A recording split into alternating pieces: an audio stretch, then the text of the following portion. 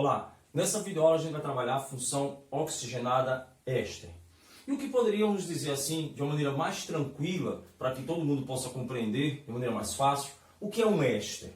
O éster seria aquele composto orgânico derivado de uma reação que a gente vai conhecer como esterificação de um ácido carboxílico. E aí, presta bem atenção na hora de você visualizar esse éster. Você tem um ácido carboxílico, ó, o grupamento carboxila então é proveniente do meu ácido e a minha função álcool. Então esta reação, chamada de esterificação, ela vai dar um nome, ela vai originar uma função que é a minha função éster.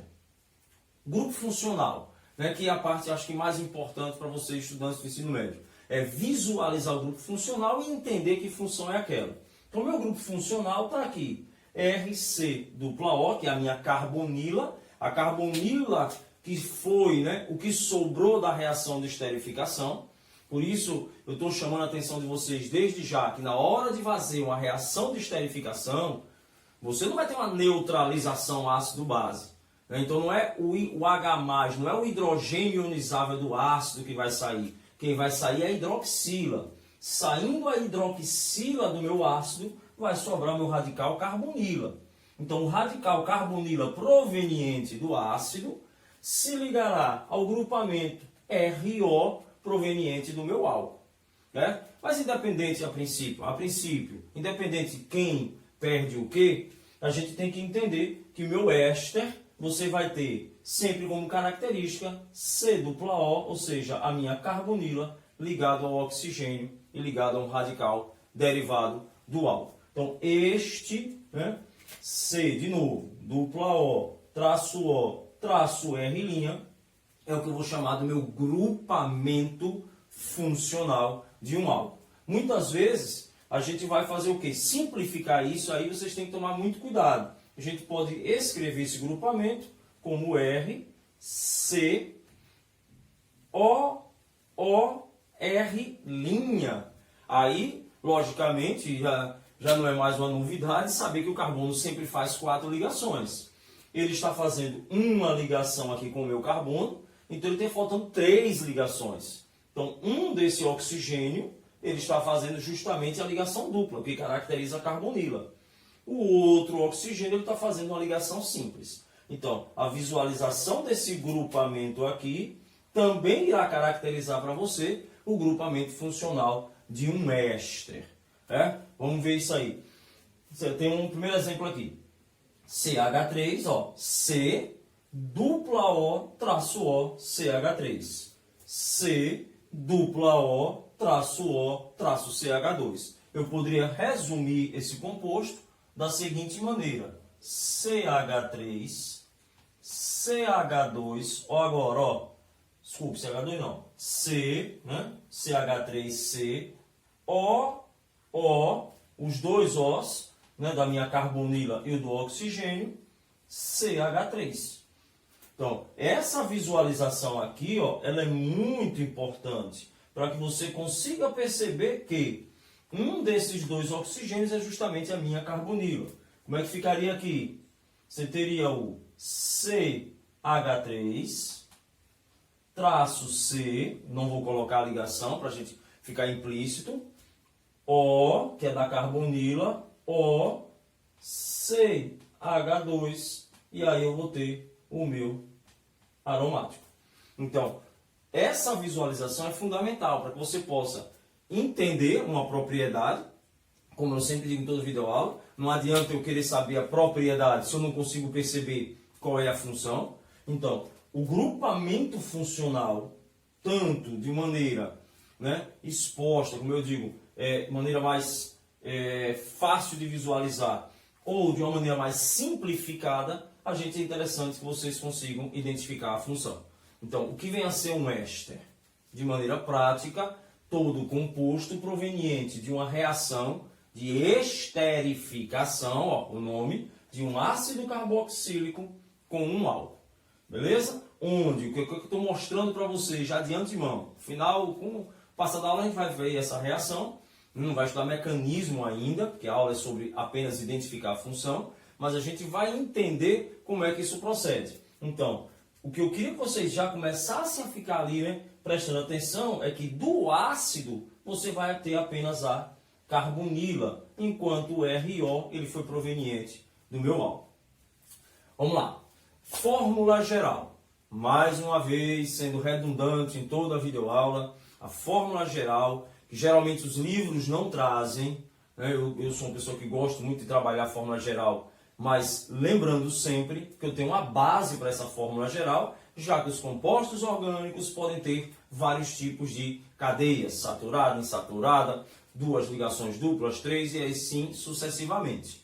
Então, eu preciso estipular qual é a minha fórmula base. E a fórmula base, para quem já vem assistindo as aulas aí, né, já até não aguenta mais, é uma cadeia aberta e saturada. Essa é a minha base para a minha fórmula geral. O que importa essa fórmula geral? Importa, às vezes, em facilitar, né, a caracterização de uma função ou tentar identificar uma função a partir de uma fórmula molecular. Eu acho muito importante, e venho sempre batendo, né, nessa tecla, principalmente no assunto isomeria. Eu visualizando essa fórmula geral base, eu percebo que a base dela é a mesma base de um ácido carboxílico. Então já fica na minha cabeça que é possível ter um éster com a mesma fórmula molecular de um ácido. Então é possível que os dois possam ser isômeros, compostos diferentes com a mesma, né, fórmula molecular. Do mesmo jeito que a gente já viu em outras videoaulas, que um álcool tem a fórmula base de um éter, que um aldeído tem uma fórmula base de uma acetona. Então essas fórmulas bases, elas servem para isso, para facilitar. Ah, professor, eu acho muito chato decorar. Não tem problema, chega na prova e conta. Né? Porque eu também concordo que é muita fórmula, é muita coisinha, principalmente a química orgânica, a parte inicial. Depois não, depois a gente vai trabalhar a propriedade característica, que aí não tem decoreba, é raciocínio lógico. Certinho? Vamos lá. Nomenclatura. Como é que a gente vai fazer a nomenclatura? É assim, eu poderia dizer de maneira prática que a gente vai pegar o ácido, né, e vai transformar o sufixo ico, né, no caso oico, que era o sufixo de um ácido, e vamos colocar o ato. Né, aquela velha história, né, do ico vira ato. Seguido do nome do radical proveniente do álcool na minha esterificação. Mas, né, é importante que vocês consigam, às vezes, entender ou ficar ali naquele HDzinho, né, nem que seja o interno. Alguns nomes que são importantes, esse mesmo já caiu no Enem, né, que é o famoso grupo carboxilato, o íon carboxilato. A gente vai ver isso na reação de esterificação. Mas esse íon aqui, ó, que tem o negativo pela saída do hidrogênio, você vai ter um íon carboxilato, né? Então esse íon carboxilato aqui é que vai dar justamente a característica da terminação lato. Como o nome dele é um carboxilato, então o meu éster vai ser chamado, né, com o sufixo ato. Então você substitui o nome do ácido seguindo o sufixo ato mais o radical do álcool. Bora lá? E aí, né, antes de fechar o nome, é importante vocês prestarem atenção que às vezes questões de vestibular, eles fazem de propósito, ele inverte o grupo carbonila para a direita. Vou fazer outro exemplo, mas é interessante vocês prestarem atenção que quem tem a carbonila aqui, ó, quem tem, ou se você visualizar, quem tem o carboxilato, você, claro que você tem do ácido carboxílico. Então, você tem 1, 2, 3, você teria o ácido propanóico. Então, você vai ter aqui o propanoato.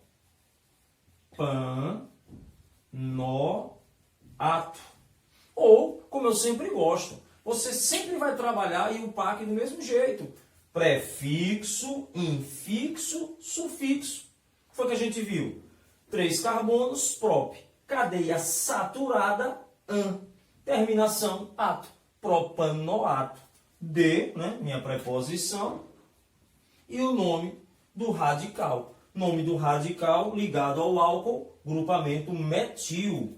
ou metila, então nesse caso eu tenho propanoato de metila, certo?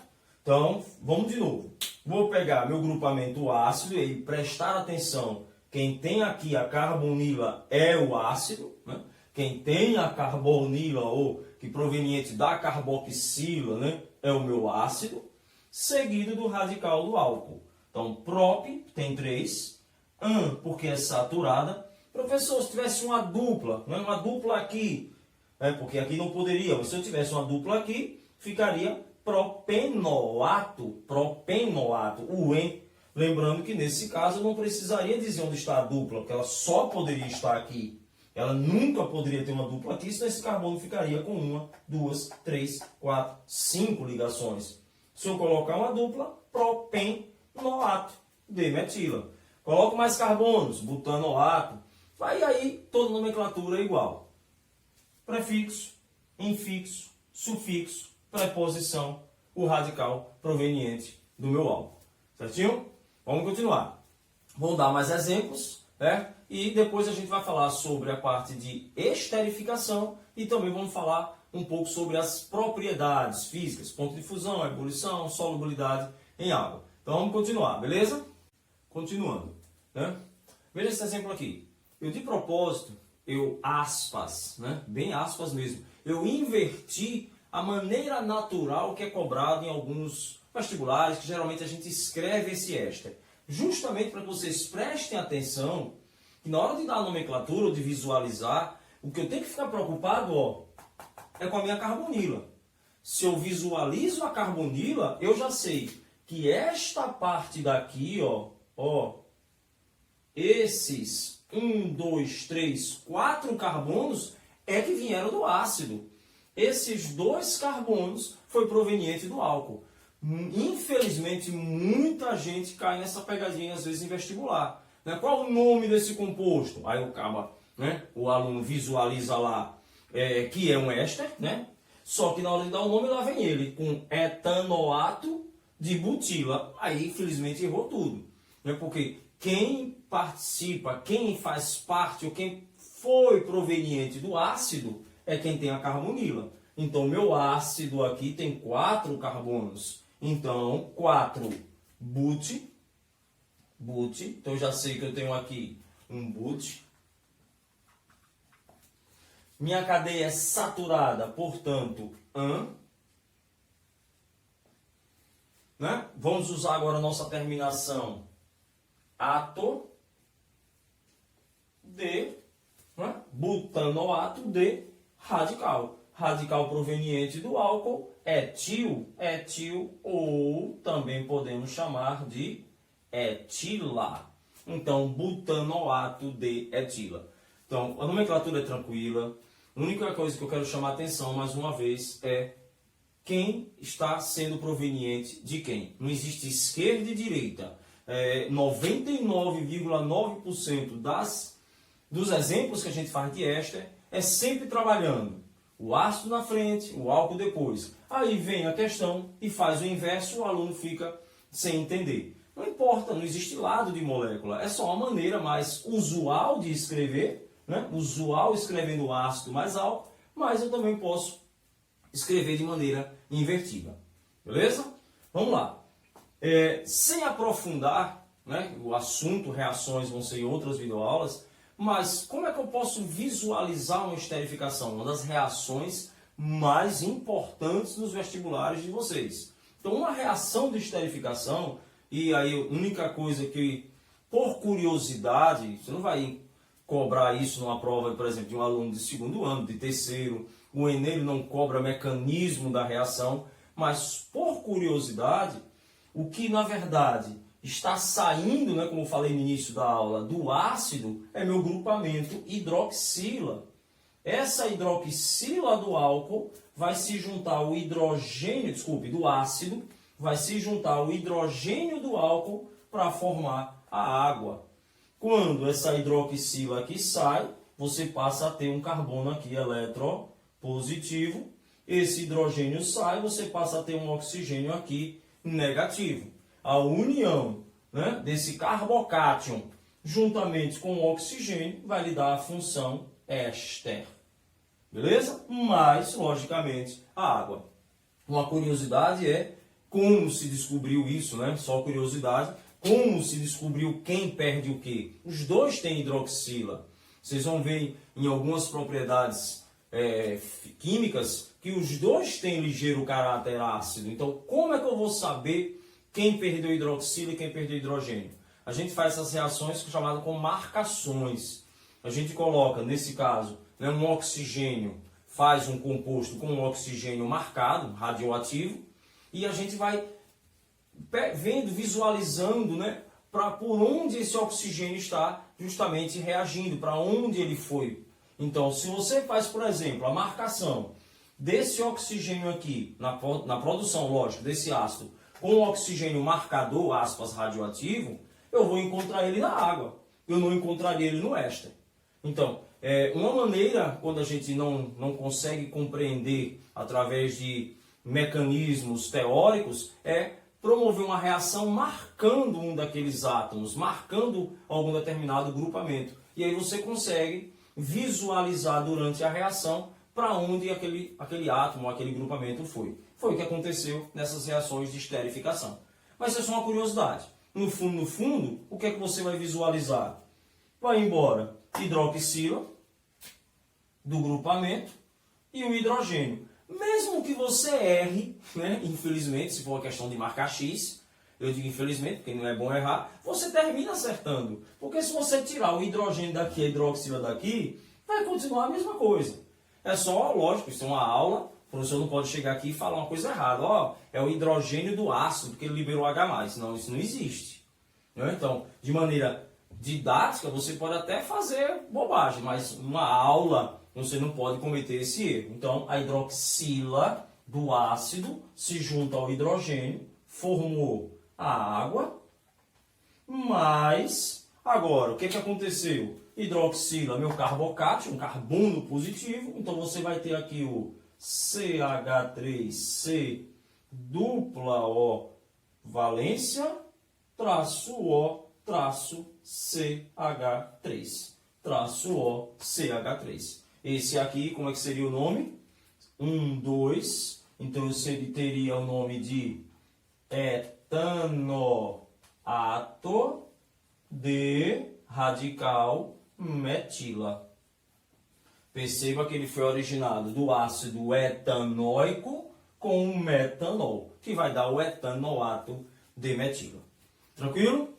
Toda a reação de esterificação pode fazer dessa maneira, não erra uma. Né? Independente do tamanho da cadeia do ácido, tamanho da cadeia do álcool, sempre você vai obter um éster dessa característica.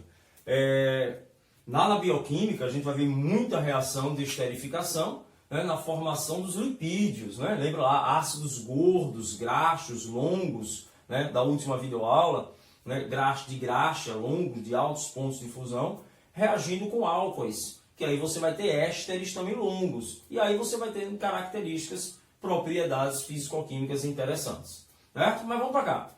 Propriedades dos ésteres.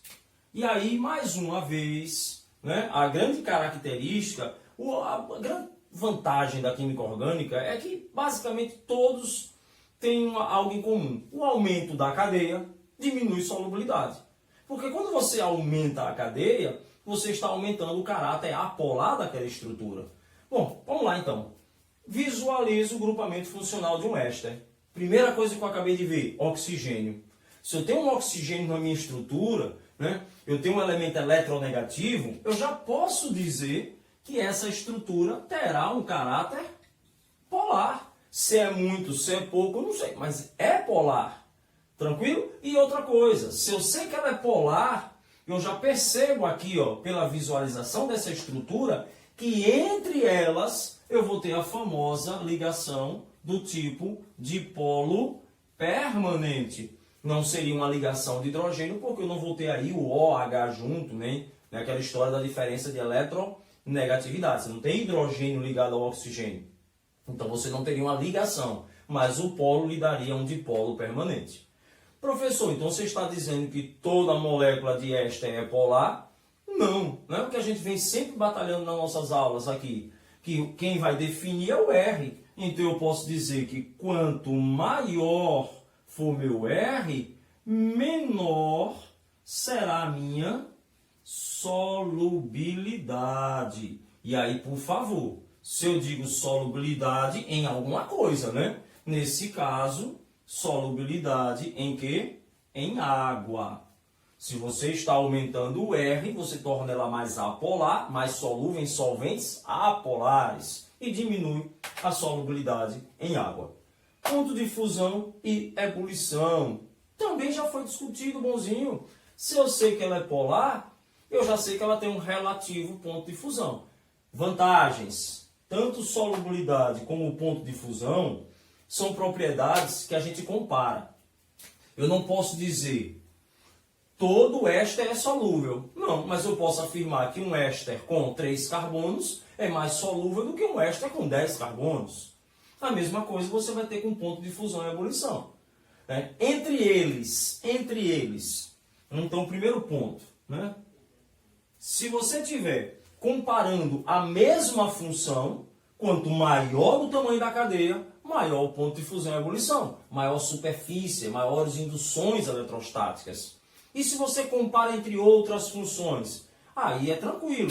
Se você comparar ela, por exemplo, com o hidrocarboneto é apolar. Então, cadeias semelhantes, o éster vai ter maior. Por quê? Porque o tipo de ligação dele é mais forte. Mas se eu comparo ele, por exemplo, com um ácido carboxílico, né, de tamanhos relativamente, né, idênticos, já vai ser menor. Por quê? Porque meu ácido carboxílico tem a velha ligação de hidrogênio. Então eu posso dizer, vamos embora, quanto maior, certo? Os meus, eu falei R aqui, mas pode ser os dois, hein, pessoal? R e R', tanto faz, viu?